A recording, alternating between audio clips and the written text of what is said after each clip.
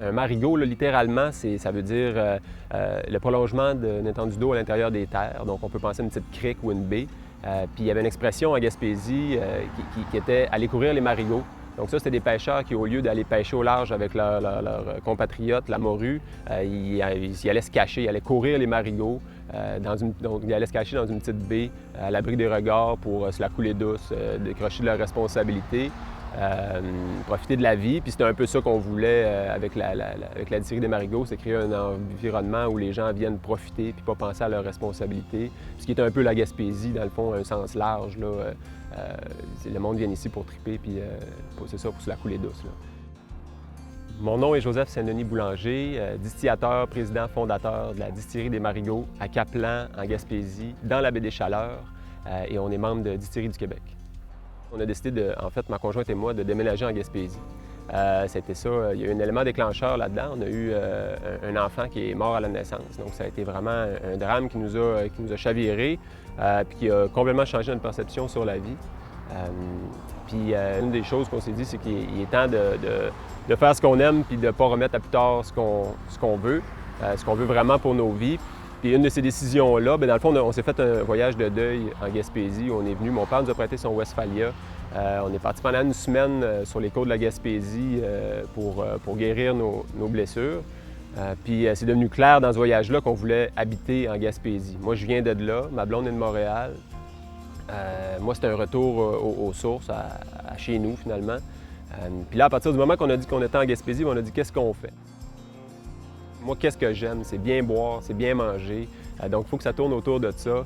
On a pensé à une microbrasserie, un restaurant, puis rapidement, on est arrivé à une distillerie à Caplan, sur le bord de la mer. Ça a pris à peu près 15 minutes, là, le processus là, on déménage en Gaspésie, puis on a une distillerie à Caplan, sur le bord de la mer.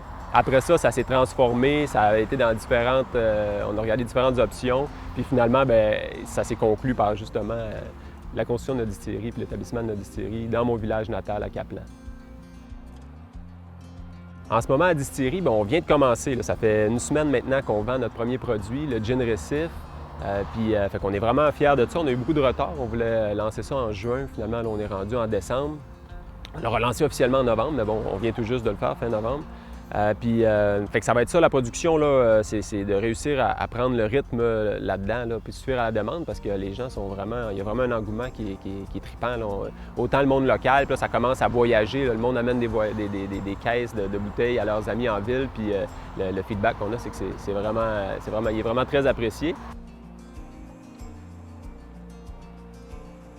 Il y a des tests de génévrier qui sont en cours, de génévrier sauvage qui a été ramassé, puis qu'on fait des tests, voir si ça va s'enraciner pour pouvoir les planter chez mes parents, en fait, qui ont des terrains à Caplan pour en faire une production, parce que le génévrier sauvage, bien, c'est quelque chose de quand même assez rare.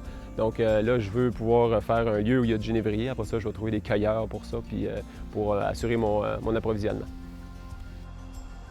C'est sûr, nous autres, on voulait faire un whisky. On veut faire un whisky, donc on devait commencer cet automne. Ça aussi, on a du retard, donc on lance ça, la production cet hiver. On va commencer là, une production modeste, mais quand même, c'est important pour nous autres de commencer à en mettre dans des barils assez rapidement, même si c'est juste quelques barils pour cette année. Ça sera déjà ça, puis on pourra y goûter dans 3-4 ans.